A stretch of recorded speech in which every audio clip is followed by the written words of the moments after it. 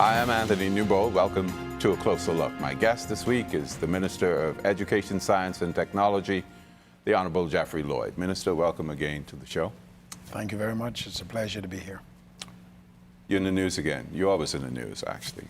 I know it's a matter before the courts and you can't say too much about it, but what can you tell us about why you're in court? You, meaning as a minister. Well, Jeffrey Lloyd is not in court. The Ministry of Education has been taken to court by the Bahamas Union of Teachers. They filed a writ seeking, they filed an injunction seeking a restoration of cut pay and that the teachers be allowed to go back to school.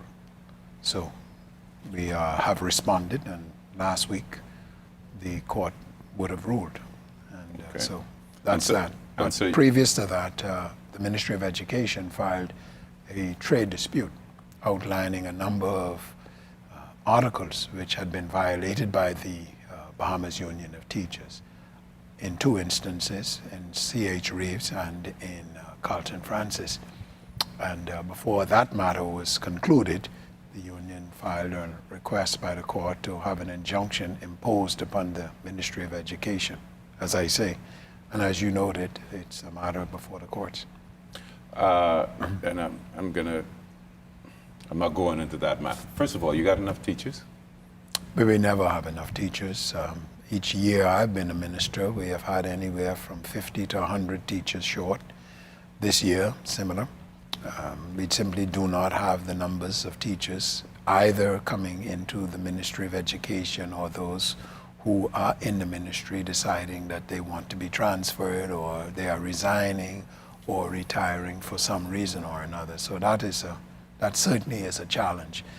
We seek to remedy that, and I believe that we will eventually have it completely remedied because, as you know, as we have discussed on this program, we last year, September, initiated a $17 million digitization initiative in the ministry, which we expect will do wonderful things for education in the Bahamas. And one of those things will be to remedy the perennial and chronic teacher shortages that we have. Mr. Noble, we expect that somewhere around 100, 120 candidates would enter the University of the Bahamas each year in its education program in order to meet the present and expected demands for teachers in the system.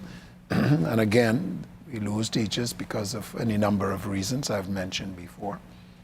In 2019, only 74 candidates entered the profession. Entered the program at the University of Bahamas. So when you put in attrition, you're likely to end up with 40 or 50.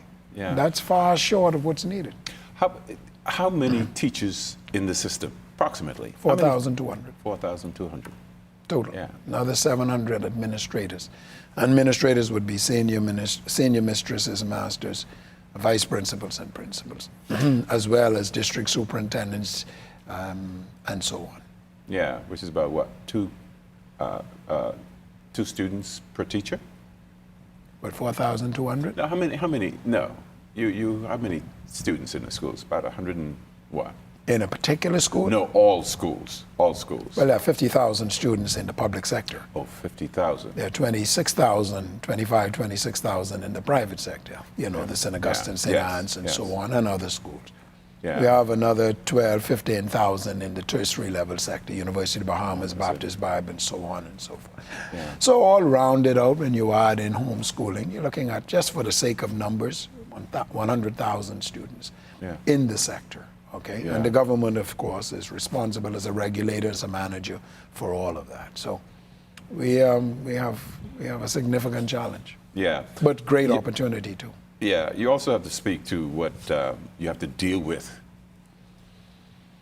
National exams. Some people call them dismal results from the national exams. How do you respond to that? We have another year of dismal results from BGCSE and BJCs. I've seen the reports. I've invited the media, and I blame the Ministry of Education because maybe we haven't done as good enough a job as educating the people of this society exactly what those results mean. Let me be very clear. I am not necessarily happy with the results. And I don't think there's a parent out there or an administrator out there who you would say is enjoying a gleeful moment with results. There are many schools that are doing very well, have done well. CV Bethel is an example, have done extremely well. There are districts in our country that are doing and have done very well. And there are those... some Family Island schools that Family have done Islands, very well. yeah. And there are those who are not and have not done well. But let's be very clear about these exam results, okay? We, of course, have whipped this society and our student bodies of being a D nation.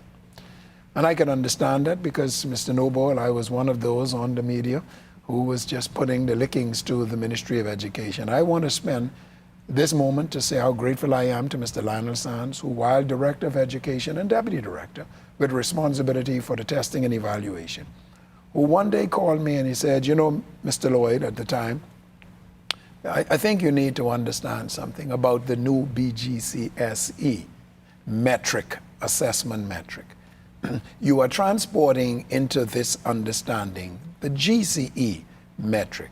Now, you and I come out of the GCE era, and the GCE had 5 grading scales, as grades, A, B, C, D, F, okay? Even though a D was a passing, it was considered a poor grade. Yes. The average was a C, all right? Those who got B got special credit, those who got A's got distinction. The BGCSE is different. The BGCSE has 7 grades, A, B, C, D, E, F, G. So it means then that your average student is going to fall somewhere around the D, all right? If you look at the legend describes that a D is a student who is competent, a student who is able to respond to the matters that are brought to him. Obviously, if you get a C, that means you're even more competent, B, so on and so forth. E, F, and G shares that you're not competent, and to the degree F and G, meaning that you are failed, okay? We here in the Bahamas continue to suffer this transportation of the GCE model with the BGCSE model. Now people say, well, Mr. Lloyd, that means that you are satisfied. Of course not. Our students can do better. Many districts, I've said earlier, are doing better. And as we work, teachers are applying themselves, students applying, encouraging them, we will do better. But here's what I wish for our people to understand. The BGCSE is one assessment tool, all right? Back in our day, only 15 to 20% of our students were allowed to take the GC, were allowed. When we went to St. Augustine's, we had to pass a mock in order to qualify for the GC. Not today. All students in the public sector take the BGCSEs and the BJCs. It's an assessment tool. We want to see where our students are. And the average grade is a D, which still shows competency. Number one. Number two, and this is, of course, lost in the media, and I'm sorry that it is, our graduation rate has increased in the years that I've been the minister, in 2.5 years, from 46% to 59%. I think that that's something to celebrate.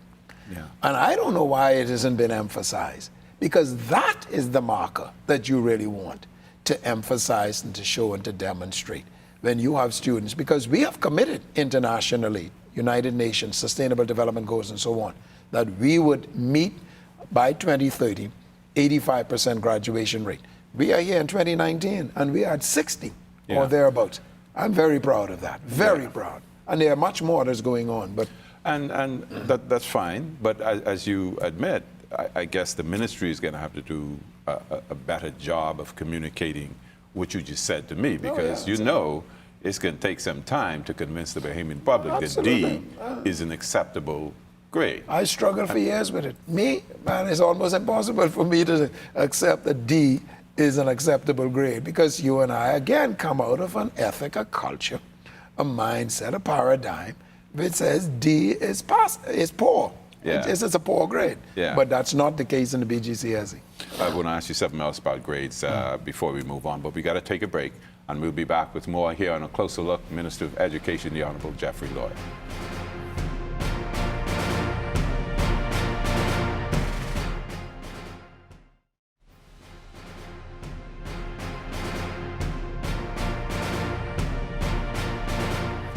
Welcome back. You're watching A Closer Look. I'm Anthony Newbold speaking with the Minister of Education, Science and Technology, the Honorable Jeffrey Lloyd. We're talking about grades. And my question is, how do you get grades to do the job, fit into society the way we expect it? Because what you're really trying to do is establish a fair marker of ability, competence. Well, there are a number of ways that is being done. Today, many schools, tertiary level schools, are not only asking whether you graduate, but they want to see your transcript. Yeah. They want to see some record of your performance. But I'll tell you something else that is happening that is extremely, in my mind, impressive. And again, this is, of course, we're all in the media, so we are going to naturally attract ourselves or be attracted to that which is more negative, less... what sells? Yeah, anyhow, but that's the way it is. So, take, for instance, when I became the minister, I thought that we needed to improve and elevate the esteem with which technical careers are held in our society. You and I come again out of an era, and it is still very present in our land, where if you weren't academic, if you're not academic, don't learn a trade, which of course is an insult to the awesome ability of our people who are technically oriented and who are just as brilliant, just as capable, just as smart as those quote unquote who are academic and enjoying some very lucrative careers, I may wish to add. Well, critical to the functioning of our society. Critical to a society. We have seen a 100% increase in the student enrollment at BTVI, particularly since this free tuition initiative that has been announced and now implemented by the government of Bahamas. You know what industry is asking for, Mr. Noble? Not the graduation. Are you certified? Yeah. When I became minister, 20% of those students were being certified. You know what the percentage is today? 60%. Okay. A 300% increase. You know what the expectation is? Within 2 years, 100% of our BTVI students are going to be certified. That's what industry is looking for. That's what the world is asking for today. That is what the world is demanding today. Not so much graduation rates. Yes, graduation rates very important. Yes, exit exam assessments very important. But whether you are certified, can you do the job day one when you enter into your career? That is the critical feature that we are finding, and an impressive number of students are doing that. More and more students are choosing the technical and vocational career.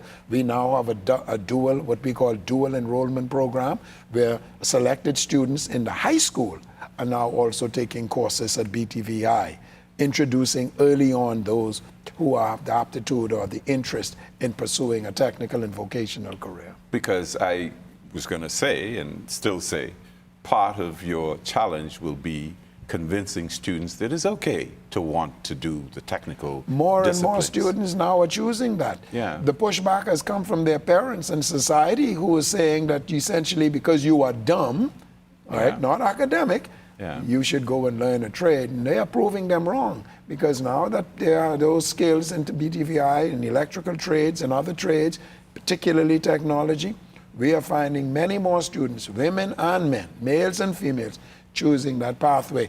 And they don't have to spend 4 years getting a degree. They can be certified in 1.5 years, 2 years, and they are out there beginning their careers and beginning their entrepreneurial opportunities. In education, the world is changing. There's a paradigm shift across the globe in the Bahamas through technology, through the digitization process, through the increased enrollment in preschool education. We are going to be right there with them. Dorian wreaked havoc across this country. Schools, education obviously didn't miss it.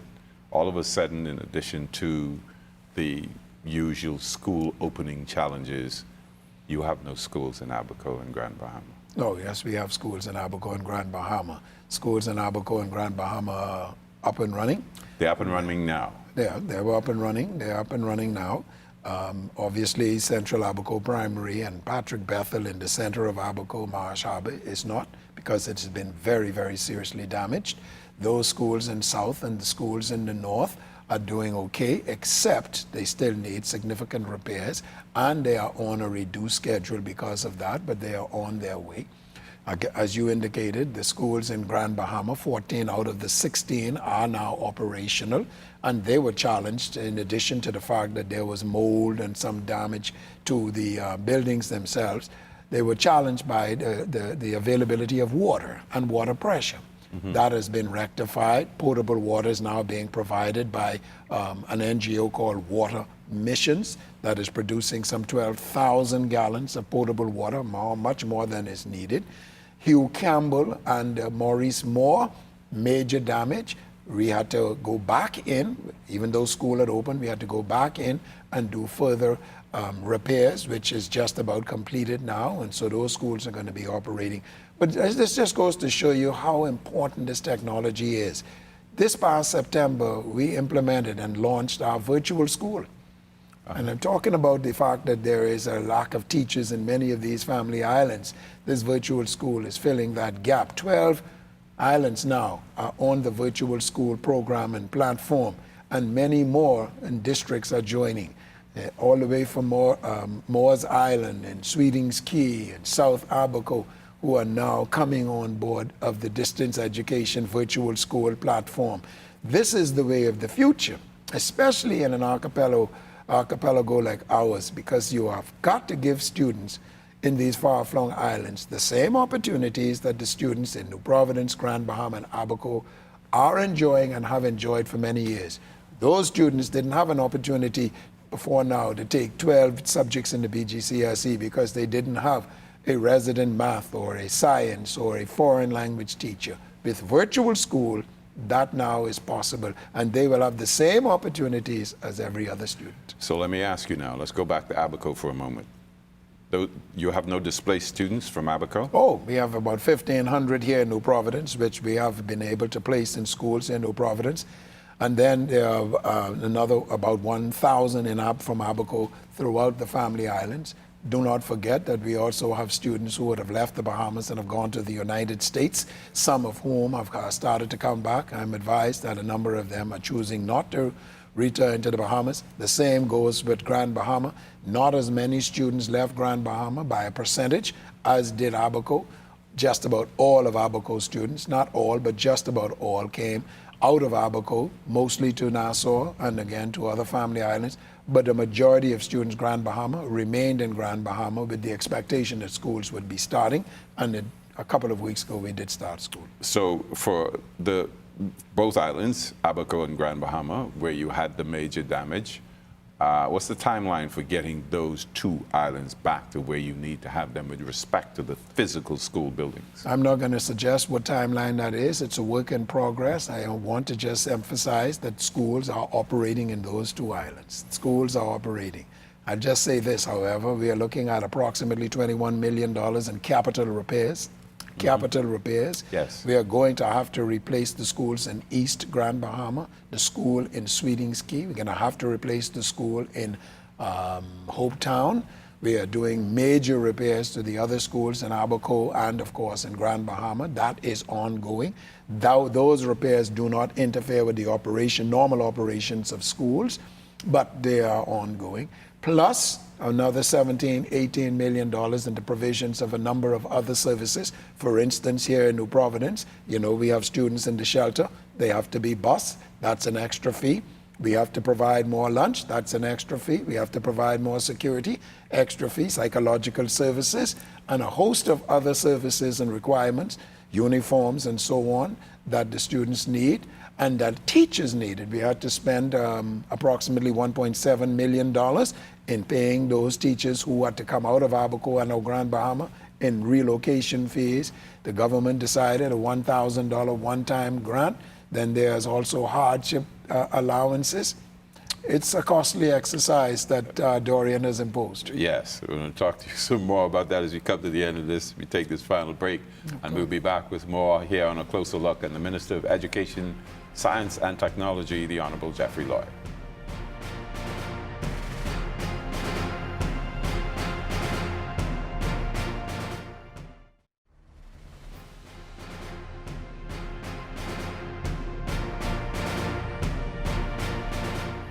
Welcome back to A Closer Look. I'm Anthony Newbold speaking with the Minister of Education, the Honorable Jeffrey Lloyd. How do you mitigate the fallout from the late start of schools? Because everything was thrown back. Oh, I tell you, that's a really deep concern of ours, because you would know in Grand Bahama we had a 6-week late start. Here in New Providence we had a 1-week late start, and I'm really proud of our teachers and administrators who've gone beyond the call of duty, and they do so many times in the school year. We have had to look at the adjustment of our school calendar. We are in the throes now of finalizing that, to eliminate, for instance, the midterm breaks where possible, with the concurrence of the union and our stakeholders, how we could possibly have school on Saturdays where it is necessary. And I must say, there are teachers already doing that. They don't even have to be invited to do so. Whether we are going to shorten some of our breaks, whether there's a possibility that we may extend the school year or push back the BJC exams. The BGCs might be a little bit more difficult to do so. So we are looking at all of that. We are in discussions with all of our stakeholders. Again, like I say, the unions, because we need to have those students at least complete the curriculum. Mr. Noble, we need 180 days to complete our curriculum. On the best of year, we are looking at 170 to 173 days. So we are already short. And when you take away a week in the earlier part of this year, school year, and then in Grand Bahama, it's going to be a challenge. This is why the technology, the virtual school is so important, because with those classes and with those lessons archived, it means that students can go back and do some reviews for their various subjects. In addition to all the physical things you have to provide for students, it's the mental, psychological, that must be a big concern of yours as well. Excellent question, and I'm so glad you raised that. That's a very important point, because we at the Ministry, with the Employee Assistance Program, have been doing a lot to assist our teachers and administrators. I want to send a shout out to Israel Aid and other NGOs who have done a phenomenal job of coming to the assistance of this government, this country, and in particular the Ministry of Education. Israel Aid is an NGO out of Israel. They are specialists in trauma recovery, and they have been conducting training sessions for our guidance counselors, psychologists, and others in this very matter. Not only in teaching them how to take care of themselves, but teaching them how to recognize symptoms of distress, mental distress in our children and our parents, and how to remediate that circumstance. And I'm also very proud, let me say quickly, that of our Bahamians who have come to the fore, many of whom are still there and throwing a blow and putting out their efforts and giving their resources in support of their brothers and sisters in Grand Bahama and Abaco. I'm very proud of our people. We're resilient people. We're going to get through this. Yeah. This hurricane, I'm sure it exposed some flaws with, among other things, some of the structures, but it's also giving you, the ministry, the government, an opportunity to build correctly. Build correctly. And, we are still very manual in the Ministry of Education. I don't know. Didn't know exactly how many students we had in Abaco. We knew about how many students. Yeah. And in order to get that, I had to go and pull this record, pull that record, pull the rest. This is how important technology is and education management information system is. Precisely how many teachers we have and exactly where are they. How many teachers in school, students we have in Grand Bahama, and exactly where are they. When we did the National Registration Program, I'm so proud that Permanent Secretary Mrs. Ambrista and her team, and having a national program down at the the National Stadium, along with other ministries and agencies. We came to find out that there were many students who came to register at that program who we didn't have on the register. Many students who were not accounted for. But they were in schools in Abaco? Well, they were not known to us. Yeah. And then a whole number of students who were not in schools. Yeah. How is that possible? Well, this is what technology is improving for us and making better, so that we can know precisely, and I keep saying to our people, the new currency is data. You cannot make wise, effective, intelligent decisions without data and in a timely fashion. We need to know precisely what we are dealing with in the ministry. We need to know whether the program that we have implemented in September is working, and whether we need to make adjustments so that we can make the required assessments as we are going along and know whether our resources are being wisely spent. Yeah. Of course, you would have heard in the news that there is some efforts by us at consolidation, in the various family islands. Again, the issue of data necessary so we could see where we best spend, use, utilize our resources. And this is umbrella education in Grand Bahama, especially UB's campus, BTVI's campus. I think they both suffered major damage. Oh, but BTVI is back up and running. Major damage, yes, but we are using the top floor, not the bottom, because that has some major work that needs to be done. But UB's campus, major damage. I mean, just destroyed. Just use the word destroyed, flat out destroyed. And we are working feverishly to get that back up and running because we had a significant percentage of our students, the 5,000 students at UB now, were in Grand Bahama, and we need to have them operational as quickly as possible. Many have come to New Providence, okay? And because they came to New Providence, remember the Bahamas government had the initiative of the $500 for Family Island students, so they qualify for that. And a host of other fees that we just simply waived in consideration of the trauma that they have suffered. You're comfortable, though, that you have your hands around where you need to go with all of this? You have to do so. I mean, we are dealing with the worst, of course, circumstance in the history of our Commonwealth of the Bahamas, but life must go on, and we are resilient people. We are very proud, very capable. We are proving that every day. People come in from the United States and around the world and says, you know, I'm amazed how quickly you all are getting back on your feet. I talked to a team of persons from Team Rubicon, who was in Grand Bahama assisting with the schools, and I asked them where they had just come from because they had left their, other tragedy and disaster. They said, Houston. I said, Houston? I said, what happened in Houston? He said, remember 2 years ago they had the flooding. I said, 2 years ago? And you're still working in Houston? He said, oh yeah, and there's a whole lot of work to be done. Yet here we are, Dorian just 8 weeks ago, and we are so far advanced. The debris is being removed, and life is coming back slowly to normal. Our schools are back operational again. You know, I'm very familiar with New Orleans, lived there for a number of years. After Katrina, New Orleans schools were not open for 5 months. 5 months. We have been back and operational within a matter of 6 weeks for the most part. I'm very proud of us. Thank you very much. A lot of work to do, Mr. Newboard, but I'm proud of us. And thank you very much for coming to A Closer Look. And thank you for watching A Closer Look. Remember, you can also watch us on Facebook and on YouTube.